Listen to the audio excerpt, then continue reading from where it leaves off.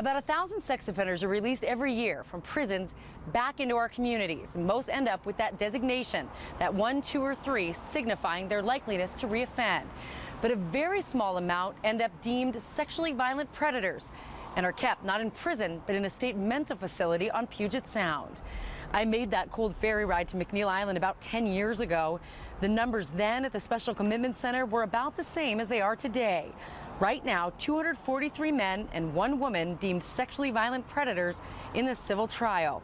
While the facility itself is extremely secure, life within the walls is much more relaxed for most offenders. They come and go as they please, and some have rooms that look more like college dorms. They're supposed to be here to treat mental deficiencies the state says keeps them from harming others. But they don't have to go through treatment, and many never do. At the time I visited, no sex offender had left the island for good. The few who had been granted conditional release reoffended and were back on the island. That has changed dramatically. As of yesterday, more than 120 offenders had been deemed by a judge to be ready for release. So where do they go?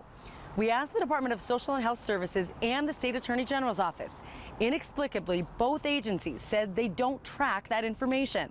The state did say most offenders are released to King, Pierce, and Snohomish counties, and that the 2 released to Spokane in a matter of weeks is highly unusual.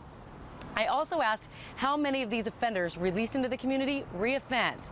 Both agencies told me they did not track that information. I will keep asking. I'm Melissa Luck, KXLY4 News.